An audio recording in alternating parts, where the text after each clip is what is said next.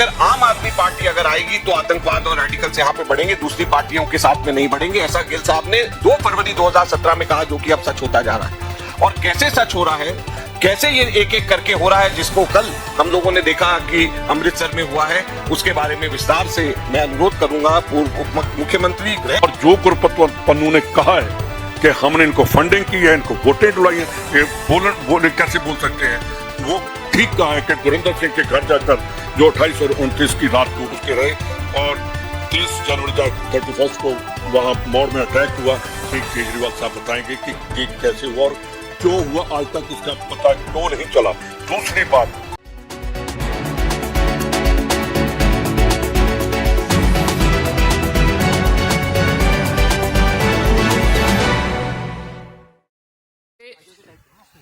राजनीति के विभत्स परिदृश्य को आपके सम्मुख रखने जा रहे हैं, जिसकी कल्पना आजाद भारत के इतिहास में हम लोगों ने कभी नहीं की थी। इस पत्रकार वार्ता में बरिंदर पहाड़ा जी जो विधायक हैं वो भी हमारे साथ हैं, सुखबिंदर सरकारिया जी जो पूर्व मंत्री और वर्तमान में एमएलए हैं पंजाब से, वो भी हमारे साथ हैं, अमृतसर के डिस्ट्रिक्ट कांग्रेस कमेटी के अध्यक्ष भगवंत पाल सच्चर जी भी हमारे साथ हैं। मैं आग्रह करता हूं अजय माकन जी से कि राजनीति के इस विभत्स और विकृत स्वरूप के संदर्भित विषय पर आप लोगों से पत्रकार वार्ता को संबोधित करें। साथियों, आप सब लोगों का बहुत बहुत स्वागत है। एक मिनट जरा पीछे। आप सब लोगों का बहुत बहुत स्वागत है। अभय दुबे जी ने अभी सबका परिचय यहाँ पर जो है कराया है और आज ये बहुत महत्वपूर्ण प्रेस वार्ता हम लोग कर रहे हैं और ये महत्वपूर्ण इसलिए भी हो जाती है कि कल अमृतसर के अंदर जिस तरीके से बाबा साहब अंबेडकर जी की मूर्ति पे हमला हुआ है, उनकी विचारधारा पे हमला हुआ है, भारत के संविधान पे हमला हुआ है, संविधान की कॉपी को जलाया गया है, बाबा साहब की मूर्ति के साथ में बुरा बर्ताव किया गया है, ये केवल एक अपने आप में अलग से घटना नहीं है, ये कड़ी है जिसके बारे में विस्तार से पूर्व गृह मंत्री और पूर्व उप मुख्यमंत्री रंधावा जी यहाँ पे बताएंगे कि किस तरह से ये कड़ी चल रही है। ये बताएं, इससे पहले मैं केजरीवाल जी से पूछना चाहता हूं कि क्या देश के खिलाफ चलते हैं चाल के, क्या सत्ता की देश को धोखा दे रहे हैं केजरीवाल? सचमुच में क्या तुम देशद्रोही हो? सचमुच में क्या तुम खलनायक हो? क्या नायक का सिर्फ मुखौटा हो?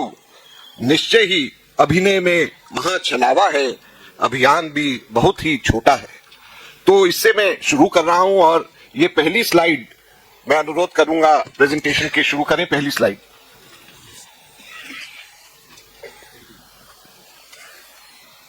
ये आपके पाप की कड़ी है जो हम शुरू कर रहे हैं। नेक्स्ट, जो हमने शुरू किया है। Next slide. ये 2 फरवरी 2017 की स्टेटमेंट है केपीएस गिल साहब की।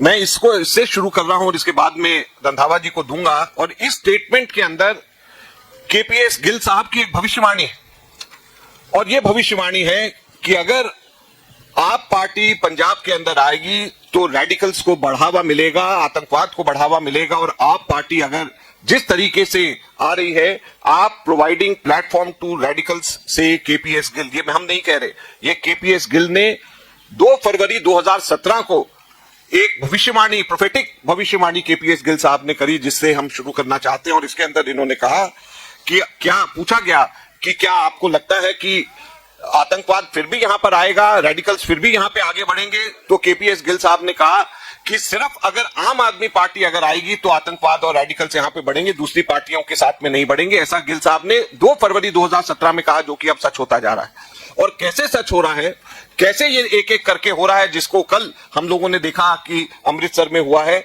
उसके बारे में विस्तार से मैं अनुरोध करूंगा पूर्व उप मुख्यमंत्री गृह मंत्री भी जो पंजाब के रहे हैं, बहुत ही वरिष्ठ हमारे नेता पंजाब के सुखजिंदर सिंह रंधावा जी से, वो यहाँ पे बोलेंगे। और साथ में हमारे पंजाब के विधायक और अमृतसर में जहां पे घटना हुई है वहां के जिला कांग्रेस कमेटी के अध्यक्ष भी यहाँ पे मौजूद हैं। सुखजिंदर रंधावा जी से मैं कहूंगा कि वो यहाँ पे बोले। धन्यवाद जी।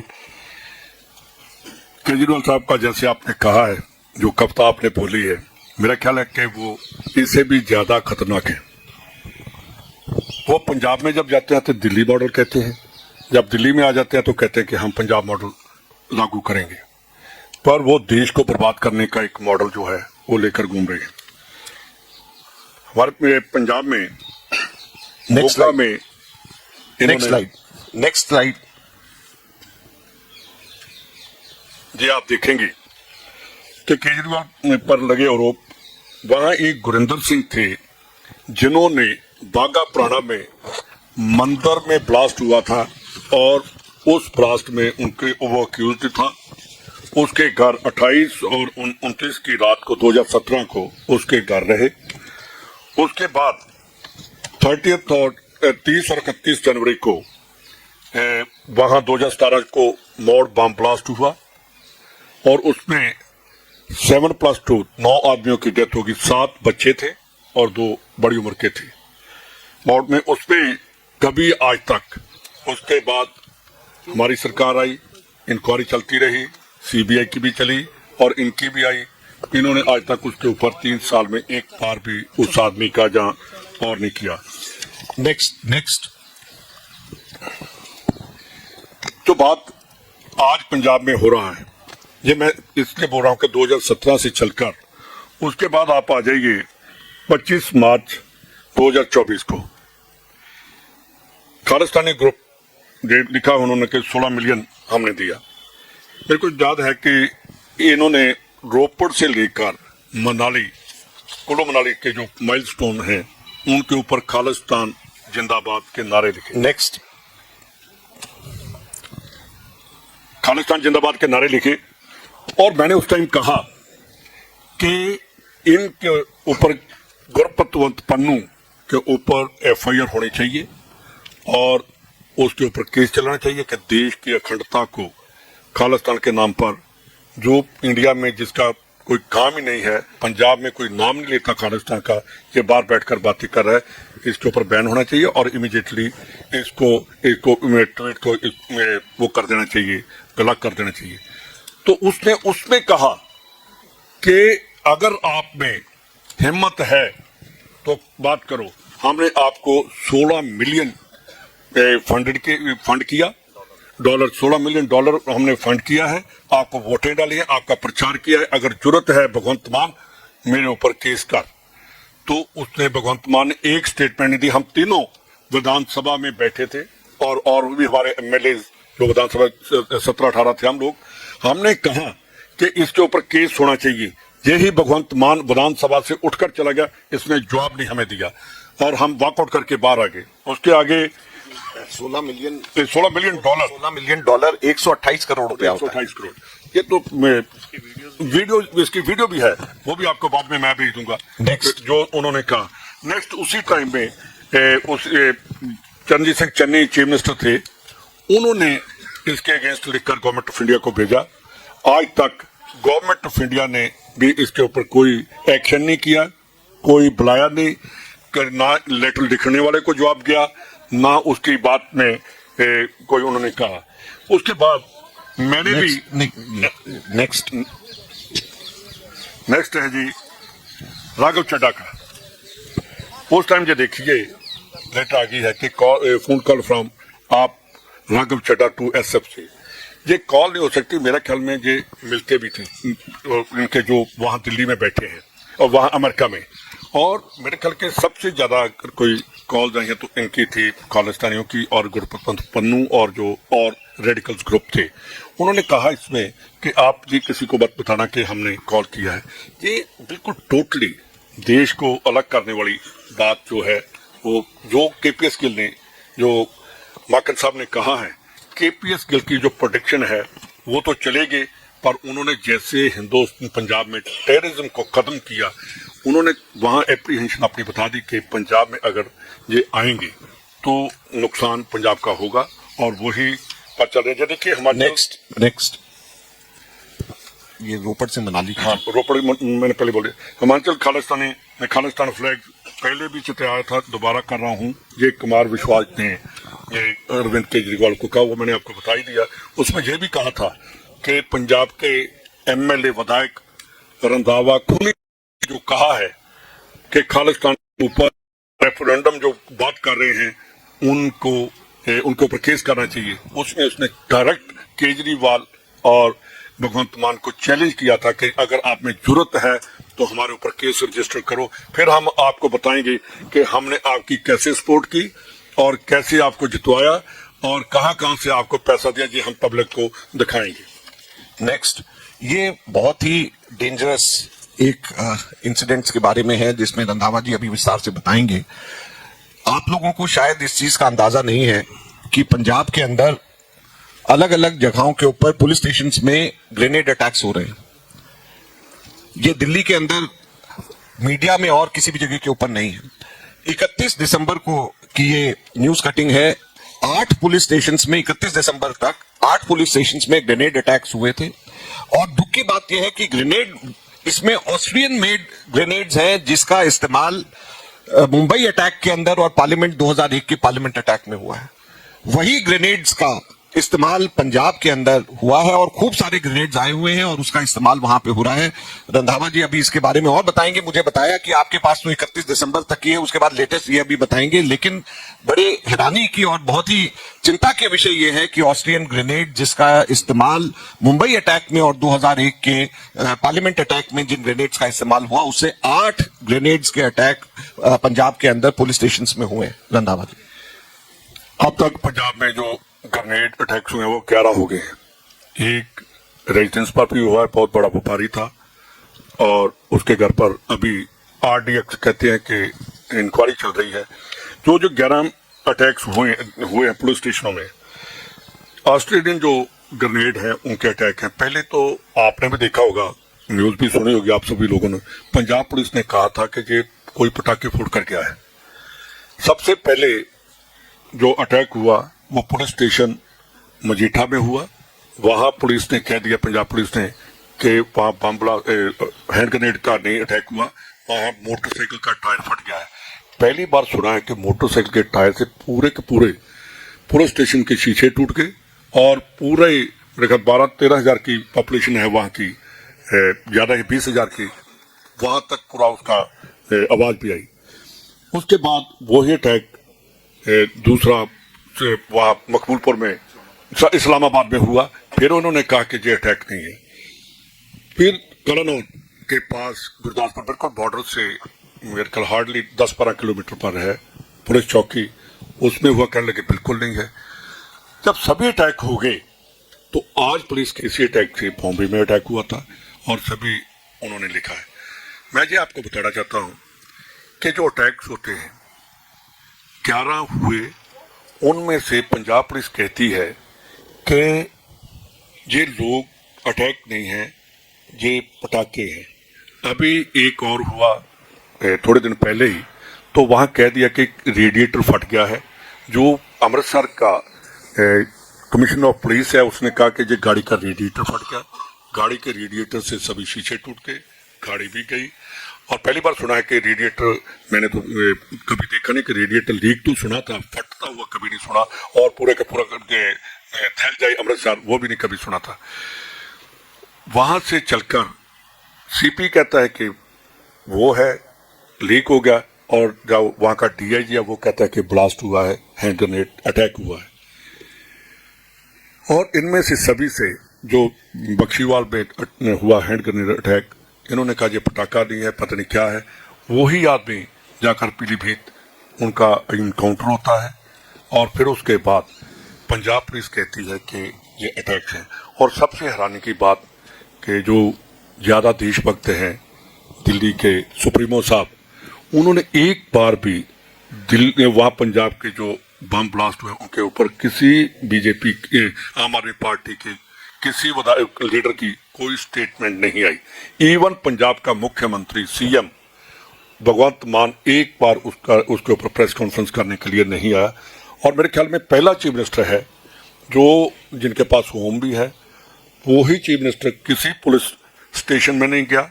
आज तक उसने पूरी पंजाब पुलिस की मीटिंग नहीं ली, डीजीपी की नहीं ली। और पहले होता था कि छोटा सा भी कोई इंसिडेंट पंजाब में हुआ तो उसी टाइम पूरे की पूरी पंजाब पुलिस की मीटिंग होती थी कि ये कैसे हो गया, क्या कैसे किया गया। तो ये मैं इसलिए मैंने ये कहा कि ये पार्टी जो है ये पंजाब को खत्म के लिए, पंजाब को आप एक 13 पार्लियामेंट की सीटों का स्टेट मत समझिए। पंजाब हेड है हिंदुस्तान का। हमने 65 की वार देखी, हमने 71 की वार देखकर पाकिस्तान को खत्म करने की कोशिश की, और उसी पाकिस्तान आज थ्रू पंजाब इंडिया के अगेंस्ट प्रॉक्सी वार लड़ रहा है, जो सबसे ज्यादा खतरनाक है। और उसके ऊपर ये सभी पुलिस स्टेशन और जो अटैक हुआ है घर पर जयंतीपुर गांव में, वो सभी 50 किलोमीटर से बहुत ज्यादा, 50 किलोमीटर में तो पूरा अमृतसर डिस्ट्रिक्ट आ जाता है, पूरा का पूरा गुरदासपुर डिस्ट्रिक्ट आ जाता है। वहां तक हिंदुस्तान की जो BSF है उनका कंट्रोल है कि कहीं कोई अटैक होता तो। मैंने जो लेटर लिखी है होम मिनिस्टर साहब को कि आपने नेक्स्ट मैं आपको एक और चीज बोल दी थी, ये मैंने लेटर लिखी है होम मिनिस्टर साहब को, ये लेटर लिखी है मैंने कि पंजाब में पुलिस स्टेशन पर next slide hand grenade attacks हो रहे हैं, और आज तक आपकी NIA कहां चलेगी, बॉर्डर सिक्योरिटी फोर्स कहां चलेगी। ये एक हैंड ग्रेनेड अटैक नहीं है, ये नेशनल सिक्योरिटी को थ्रेट है। हमारे टाइम में 2008 में कैप्टन साहब उस टाइम चीफ मिनिस्टर थे, और राजधानी में इनके एरिया में एक अटैक हो गया था, बम अटैक हुआ था। तो मेरे ख्याल के पंजाब पुलिस से पहले NIA वहां पहुंच गई थी। तो आज 1.5 महीने में भी वहां के लोगों में दहशत है, और मेरा ख्याल है कि मैं आपको दिल्ली वाली प्रेस को भी कहना चाहता हूं कि कभी आकर पंजाब को देखना कि पुलिस स्टेशन जो है, जब पुलिस में ब्लास्ट हुए, केजरीवाल साहब नोट करो आप भी, आप कहते हो कि मैं पूरी दुनिया को देख लेता हूं, मैं सभी के साथ लड़ाई लड़ता हूं। पंजाब के पुलिस स्टेशन जिनके ऊपर अटैक हुआ, बॉर्डर के जितने पुलिस स्टेशन है उनकी 10-10 फीट दीवारें ऊंची कर दी, और रात को 6 बजे से जब अंधेरा हो जाता है सर्दियों में, पुलिस स्टेशन के सामने जो रोड है उनको दोनों साइडों से ब्लॉक कर दिया जाता है। उस रोड पर कोई नहीं जा सकता, 1-1.5 किलोमीटर आप डाइवर्ट कर देते हैं। अगर पंजाब पुलिस अंदर डर कर बैठ जाएगी, जो दीवार पुलिस स्टेशन पर होनी चाहिए, ये पंजाब के लोगों के लिए दीवार बननी चाहिए कि आपको कोई खतरा नहीं। चीफ मिनिस्टर को वहां जाना चाहिए था, आम आदमी पार्टी को पहुंचना चाहिए था, इनके मिनिस्टर्स को पहुंचना चाहिए था वहां लोगों को। मेरे डेरा बाबा नानक में उसने अप्लाई किया, उसको थ्रेट आई कॉल, और उसको मैसेज आया, वॉइस मैसेज आए कि तेरे को हम गोली मारेंगे।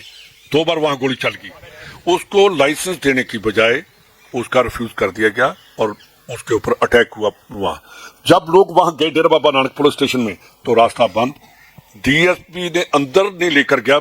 मेरी कॉल से DIG को, मैं रिकॉर्ड आपको बता रहा हूं, मैंने DIG को कॉल किया कि वहां गोली चल गई है। वो बहुत हैरान करा, गोली चल गई। मैंने कहा लोग तो नारे लगा रहे हैं।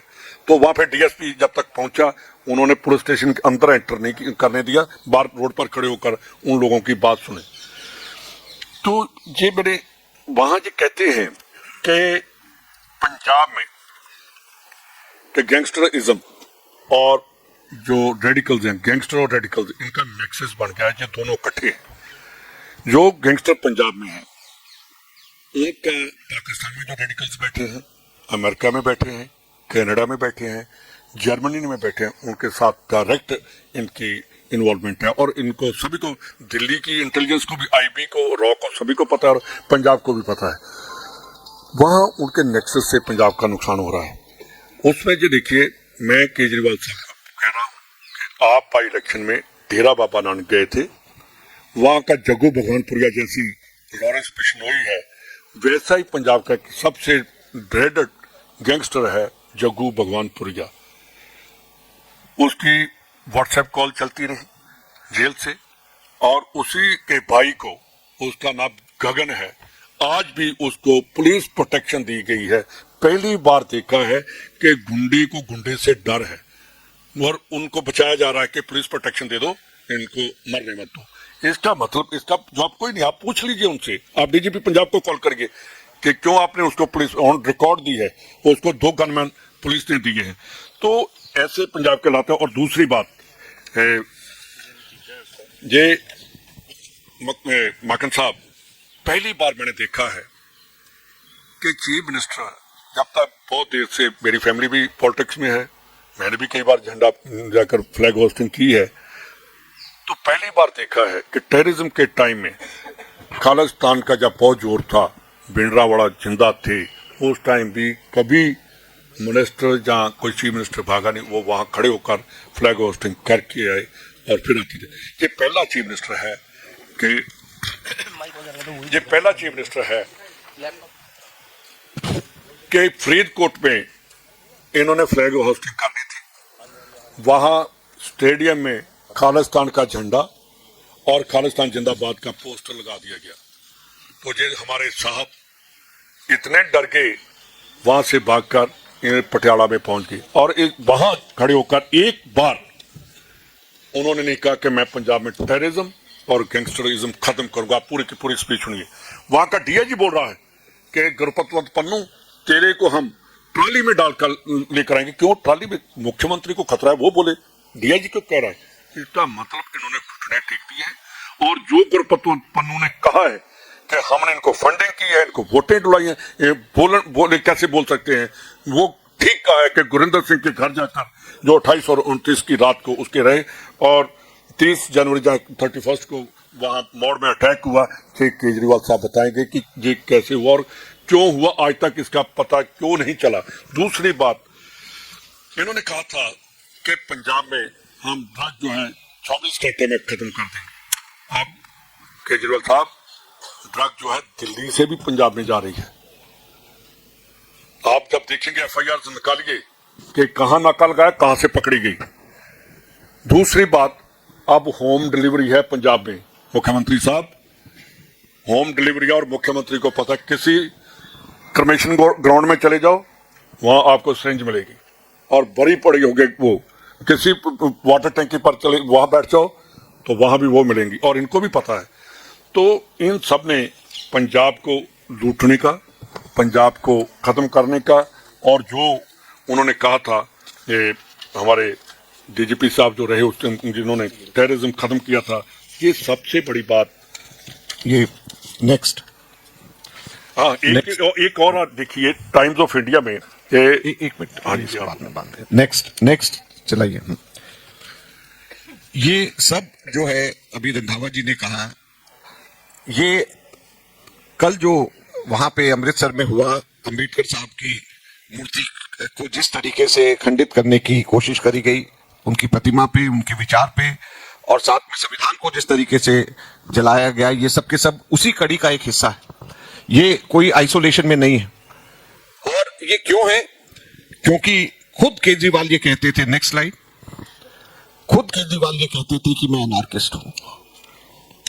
तो जो एनार्किस्ट है, जो संविधान के अंदर जो विश्वास नहीं रखता है, अगर उसी के शासन के अंदर बाबा साहब अंबेडकर की प्रतिमा को खंडित किया जा रहा है, तो किसी को आश्चर्य नहीं होना चाहिए। क्योंकि जो संविधान को ही नहीं मानता, जो बाबा साहब के संविधान को नहीं मानता, तो उसी के शासन के दौरान बाबा साहब की प्रतिमा को खंडित किया नहीं जाएगा तो फिर क्या होगा? तो ये हम सब लोगों को समझने की जरूरत है। पंजाब के अंदर एक ऐसा समय, एक ऐसे दौर से हम गुजर रहे हैं जहां पर लोगों के अंदर दहशत का माहौल है। मुझे रंधावा जी अभी बता रहे थे, शाम को 6 बजे के बाद कोई घर से बाहर नहीं निकलता, के बाद में हो जाती है घर वालों को कि पता नहीं वो वापस सही सलामत आएगा या नहीं आएगा। रंधावा जी ने बताया कि किस प्रकार से पुलिस स्टेशंस को शाम के समय कॉर्डन ऑफ कर दिया जाता है, कोई आदमी वहां पे नहीं जा सकता, कि किस तरीके से पुलिस स्टेशंस की दीवारों को फोर्टिफाई किया जा रहा है। तो जो पुलिस लोगों का स्वागत करने के लिए हो, और अगर वही पुलिस अगर डर के मारे बैठ जाए जहां पे ग्रेनेड के अटैक हो, तो आप सोच सकते हैं कि क्या स्थिति आज पंजाब के अंदर हो रही है।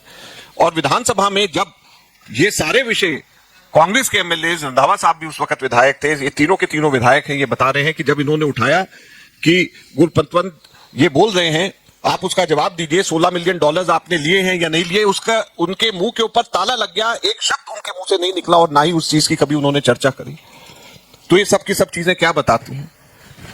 हम सब लोगों के लिए भी दिल्ली के अंदर अभी समय है, दिल्ली की जनता के लिए समय है, ऐसे लोगों से, ऐसी ताकतों से जो कि केवल अपने व्यक्तिगत स्वार्थ और व्यक्तिगत एम्बिशंस को फुलफिल करने के लिए किसी भी स्तर तक जा सकते हैं, उनसे सावधान और उनसे बचने की सख्त जरूरत है। और यह समय है कि हमको केजरीवाल को दिल्ली से बाहर का रास्ता दिखाना चाहिए, ताकि आगे आने वाले समय में पंजाब से भी बाहर का रास्ता दिखाया जा सके और देश को ऐसी ताकतों से बचाया जा सके जो ताकतें देश को तोड़ना चाहती हैं, जो ताकतें देश के अंदर अराजकता, एनार्की फैलाना चाहती हैं, बाबा साहब के संविधान को खंडित करना चाहती हैं। ऐसी ताकतों से देश को बचाने की जरूरत है। यह कहने के लिए आज हमने यहां पे विशेष प्रेस वार्ता में आपको यहां पे आमंत्रित किया।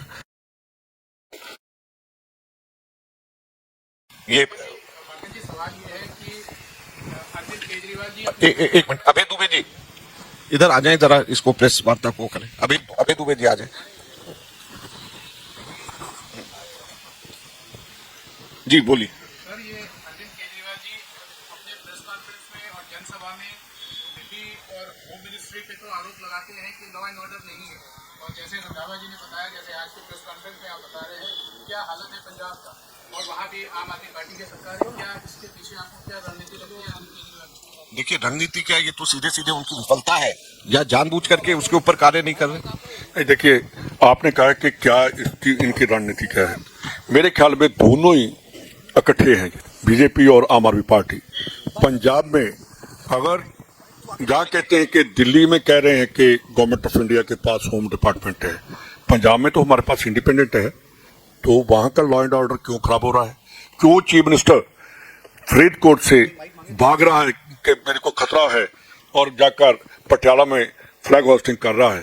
तो इसके पीछे क्या है? क्योंकि चीफ मिनिस्टर जनरल जब लड़ाई में जाता तो जर्नैल ही भाग जाएगा, तो फौज कहां खड़ी रहेगी? फौज तो पहले भाग जाएगी। हमारा चीफ मिनिस्टर बुजदिल है और उसकी टांगों में दम नहीं है, खालिस्तान के अगेंस्ट बोल नहीं सकता, क्रिमिनल्स के अगेंस्ट बोल नहीं सकता, इसलिए वो वहां से भागकर पटियाला आ गया। इसका जवाब केजरीवाल को देना चाहिए।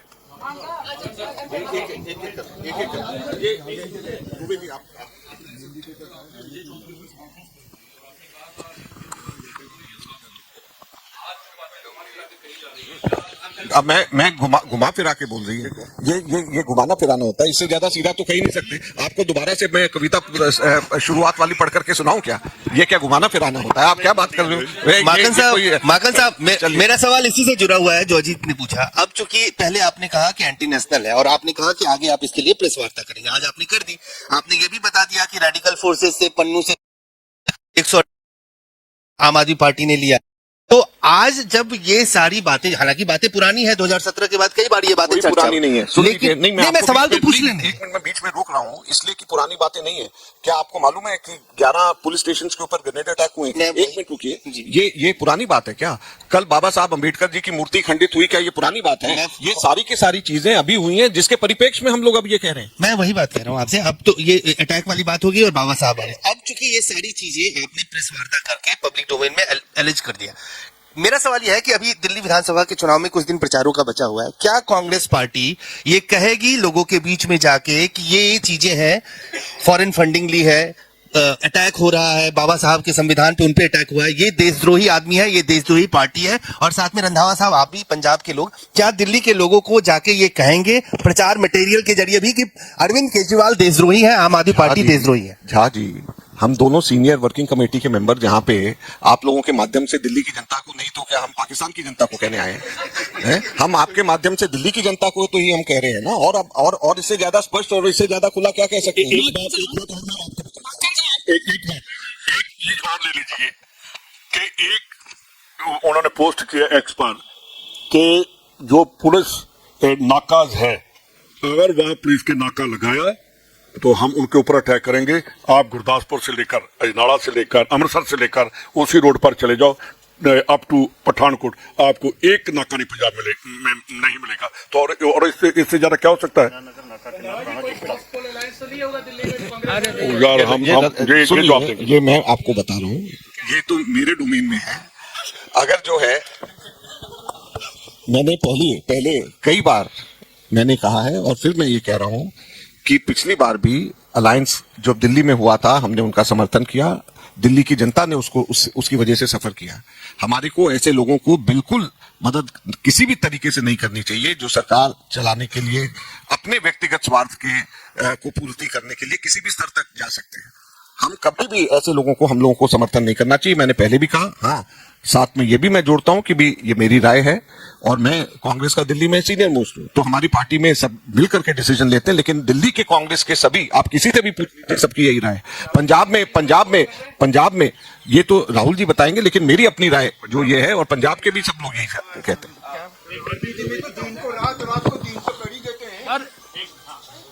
और रंधावा साहब, आपने 1 महीना पहले चिट्ठी लिखी थी होम मिनिस्ट्री को, कि उधर से क्या जवाब आया? साहब मान की है कि जो भी जिम्मेदार है उसके खिलाफ कड़ी कार्रवाई की जाएगी। मान साहब को मैं एक मिनट आपका, मेरे को आज तक होम मिनिस्टर साहब की लेटर का कोई जवाब नहीं आया, और जब वहां ब्लास्ट हुए थे मैंने पार्लियामेंट हाउस पे जाकर, हाउस में वो आए थे होम मिनिस्टर साहब, मैंने वहां रिक्वेस्ट की कि जी पंजाब का एक नेशनल सिक्योरिटी का थ्रेट है पूरे इंडिया को, मैं आपसे मिलना चाहता हूं। उन्होंने मेरे को कहा कि मैं आज शाम को ही मिलूंगा, पर मेरे को वो शाम आज तक नहीं आई कि कहाँ मिला जाए, कैसे मिला जाए। तो मैंने फिर उनको लेटर लिखा कि RAW कहाँ गई, IB कहाँ गई, आपकी BSF, और पंजाब को इन लोगों ने खुला छोड़ दिया है, और ये दोबारा बांट रहे हैं। तो उन्होंने, उनका कोई जवाब नहीं आया और ना ही उन्होंने मेरी लेटर का जवाब दिया। मगन साहब, मेरे सवाल आपसे ये है कि जो मुकाबला चल रहा है दिल्ली का चुनावी मुकाबला, इस बीच ये आपने खुलासा किया है, बड़े आरोप लगाए हैं, तो चुनावी टाइमिंग बड़ी मायने रखती है, जबकि अब 1 हफ्ता बचा है। इस वक्त ये आरोप जो लगाए गए हैं कितना असरदार होंगे, और ये परसेप्शन बन रहा है कि कांग्रेस ने बहुत देर कर दी है। दूसरा सवाल है कि केंद्र सरकार से क्या मांग करेंगे? एक करके देखिए, ये प्रेस वार्ता मुझे पहले करनी थी, लेकिन रंधावा जी उस दिन दिल्ली में नहीं थे, और मैं उस दिन भी कर सकता था, लेकिन बगैर रंधावा जी के, क्योंकि as former home minister Randhawa ji का रहना जरूरी है, जो कि खुद अपने मुंह से जब बताएंगे तो उस चीज की को बेहतर तरीके से कहा जा सकता है। तो इसलिए कोई लेट नहीं हुआ, हम लोग अपनी बात करना चाहते हैं। हमारा मकसद यह है कि हम दिल्ली की जनता को चिताना चाहते हैं, हम दिल्ली की जनता को बताना चाहते हैं कि सावधान रहें एक ऐसे व्यक्ति से जिसके हाथ में पूरी लॉ एंड ऑर्डर आई, जहां पे उसने किस तरीके से देश विरोधी ताकतों के हाथ में पूरी के पूरे स्टेट को देने की साजिश वहां पे रची जा रही है। तो ऐसे लोगों से बचा जाए, दिल्ली से भगाएं, ताकि पंजाब से भगा करके हमारे देश की रक्षा करी जाए। आज ये दिल्ली का चुनाव अकेले का नहीं है, ये देश का चुनाव है, देश की रक्षा का चुनाव। सर 2024 में भी था, तो then why did you go with an alliance with the आम आदमी पार्टी, और अब जब आप पीसी कर रहे हैं तो इसका impact three instances took place post alliance 2024, and these 3 instances are very important. Number 1, grenade attacks on the police stations. Number 2, the chief minister himself not being able to host the flag because Khalistan flags were hoisted at the same place before he could do. And third, what happened with Baba Saheb Ambedkar statue yesterday in Amritsar. So 3 instances single-handedly point toward the direction that in Punjab situation is going from bad to worse. So the situation in Punjab at the moment is such which does not warrant any kind of support to party like Aam Aadmi Party. So this is the biggest difference which I want to clarify between 2024 alliance and now. Okay sir, 2 सवाल हैं मगन साहब। पहली चीज तो ये कि एक होता है नाकाम होना, तो पंजाब में लॉ एंड ऑर्डर की जो नाकामी है वो साफ दिख रही है, लेकिन आप लोग कह रहे हैं कि ये नाकामी जो है वो मिली भगत है, और आप सीधे केजरीवाल को देशद्रोही कह रहे हैं। तो पहला सवाल तो मैं सीधा ये पूछना चाहता हूं कि आप ये मांग करेंगे कि अरविंद केजरीवाल की गिरफ्तारी हो, और ये जो आप लोगों के आरोप है, चाहे पन्नू के चंदे का मामला हो या अन्य जो अलगाववादियों के साथ कथित साठगांठ की बातें चलती रहती हैं, इसकी जांच होनी चाहिए और केजरीवाल को गिरफ्तार करना चाहिए। सीधा सवाल है। एक और दूसरी एक करके फिर मतलब फिर आप पहले पे दूसरे चल जाएंगे, जब तक मैं पहले से ही निकल जाऊंगा। इन्होंने बहुत अच्छे से, तीनों विधायकों ने बताया कि पन्नू ने जब आरोप लगाए तो उस वक्त इन्होंने विधानसभा में खड़े होकर के कहा कि आप जवाब दीजिए, इसकी जांच कराइए। तो क्यों नहीं उन्होंने जवाब दिया, क्यों नहीं विधानसभा के अंदर जांच कराया? तो जब जांच नहीं कराया, विधानसभा में जवाब नहीं दे रहे, तो इसका मतलब कहीं ना कहीं दाल में काला है। दूसरा, इन्होंने खुद ने चिट्ठी लिखी होम मिनिस्टर को, वहां से कोई जवाब नहीं आया भारत सरकार के। तीसरा, आप लोगों को अगर ध्यान होगा कि दिल्ली के उपराज्यपाल के पास भी कंप्लेंट आई थी सेम इसी चीज को लेकर के। आम आदमी पार्टी का मुनीश रायजादा जो अभी यहां से इलेक्शन लड़ रहे हैं, उन्होंने कंप्लेंट लिखी थी कि इस प्रकार से, वो खुद उस मीटिंग में मौजूद था जिस मीटिंग के अंदर न्यूयॉर्क के अंदर वो जो मीटिंग हुई थी, वो खुद मीटिंग में मौजूद था। उसने कहा कि इसकी जांच होनी चाहिए, सब चीजें उसके सामने हुई हैं। और उपराज्यपाल ऑफिस से गृह मंत्रालय में चिट्ठी लिखी गई कि इस पे NIA की जांच होनी चाहिए। तो क्यों नहीं ये सारी की सारी चीजें अभी तक की हो रही? तो ये एक मिनट मेरे को खत्म हो जाने, तो ये सीधी सीधी ये मिली भगत है और ये सीधे के सीधे आपस में इसलिए लड़ते हैं ताकि अपनी कमजोरी अपने फेलियर से लोगों का ध्यान दूसरी तरफ बांटा जा सके। आज ऑस्ट्रियन ग्रेनेड से अटैक हो रहे हैं, ये चिंता का विषय है, लॉ एंड ऑर्डर पंजाब के अंदर भी, लेकिन आए तो क्रॉस बॉर्डर होंगे ना, तो क्रॉस बॉर्डर जब आए होंगे तो केंद्र सरकार भी बराबर की जिम्मेवार है। तो ये दोनों के दोनों जब आपस में नूरा कुश्ती लड़ते हैं तो दोनों एक दूसरे को सपोर्ट करते हैं, और दुख की बात यह है कि ये पूरे के पूरे देश के ऊपर इस चीज का असर होता है। और मैं ये दूसरी बात पूछना चाह रहा था सर कि अभी भी आप इतना तीखा हमला कर रहे हैं, अमृतसर में इतनी बड़ी घटना हो गई, कल से आज हो गया, लेकिन आपकी सेंट्रल लीडरशिप इस मामले पर खामोश है। ना तो राहुल गांधी ने एक ट्वीट किया है, ना खरगे जी ने ट्वीट किया है। क्या सर मैं जब पूछना चाह रहा हूं क्यों आपकी सेंट्रल लीडरशिप केजरीवाल के प्रति सॉफ्ट है? मैं जब बोल रहा हूं तो जो है, मैं पार्टी के अंदर ट्रेजरर हायरार्की के अंदर नंबर 2 का पोस्ट होती है, तो जब मैं बोल रहा हूं और मैं ये सारी की सारी बातें बोल रहा हूं, मेरे साथ में रंधावा जी जो सीनियर वर्किंग कमेटी के मेंबर हैं, राजस्थान जैसे बड़े प्रदेश के इंचार्ज हैं, डिप्टी सीएम पंजाब के, हम सब लोग बोल रहे हैं, तो कांग्रेस लीडरशिप हम सब लोगों से मिलकर के तो कांग्रेस लीडरशिप बनती है। माकन साहब, अगर आप इतने कन्विंस्ड हैं कि अरविंद केजरीवाल एंटी नेशनल है, आप चाहेंगे उनको इंडिया अलायंस से निकाला जाए? इसकी कवायद शुरू हो, देखिए, अपने अलायंस पार्टनर्स को ये सारे डॉक्यूमेंट कागज पत्री देंगे। देखिए, आज हमने सारी बातें यहाँ पे आपके सामने रखी हैं, आप मेरे मुंह से कुछ ऐसी चीज निकलवाना चाहते हो जो कि इन सब्सटेंशियल जो हमने बात रखी है उससे बात दूर हो जाए, दूसरी तरफ रखनी है, अलायंस में नहीं रखना, मैं उस तरफ नहीं जाना चाहता, क्योंकि मुझे मालूम है, मैं जनरल सेक्रेटरी कम्युनिकेशन भी आज से 11 साल पहले रह चुका हूं, तो मुझे मालूम है कम्युनिकेशंस के क्या वो है। तो सबसे महत्वपूर्ण बात यह है कि आज जो हमने बात रखी, ये बड़ी गंभीर बात है, ये बात आज जो है सब लोगों को, मुझे नहीं लगता कि बहुत सारे लोगों को पता होगी, और ये सारी बातें पंजाब में पता है, पंजाब विधानसभा में इन सब विधायकों ने रखी है और वहां पे से नहीं उठाई गई बात। माकन साहब, your reaction to the आम आदमी पार्टीज मैनिफेस्टो, आप इतने एलिगेशंस यहाँ पे लगाए जा रहे हैं, वो वहाँ पे 15 गारंटीज दे रहे हैं लोगों को seat. My only answer to that today, I'll not say anything else. मेरा सिर्फ एक ही उत्तर है इस पूरे के पूरे जो उन्होंने प्रोमिसेस करे हैं, कि वो अपना 2013 के चुनाव में जब आए थे उस टाइम के प्रोमिसेस देख लें, फिर उसके बाद 2015 के चुनाव में आए थे उस टाइम के प्रोमिसेस देख लें, 2020 में जीते थे उस टाइम पे देख लें, और बताएं कि उनमें से क्या किया। क्या लोकपाल आ गया? क्या दिल्ली के अंदर लोकपाल के नाम पे जो पार्टी बनी थी वो लोकपाल आ गया? क्या 1000 रुपए जो महिलाओं को मिलने चाहिए थे मिल गए? क्या पंजाब के अंदर जो प्रॉमिस किया था 1000 रुपए वो मिल गए? तो जो पहले प्रोमिसेस करे उसका तो लेखा जोखा दें पहले, फिर उसके बाद और की बात करें। और इसके अलावा मैं और कुछ प्रोमिसेस के बारे में नहीं कहना चाहता, क्योंकि आज हमने अपनी बात रखी, हम आज उसकी अपनी बात पे जाएंगे।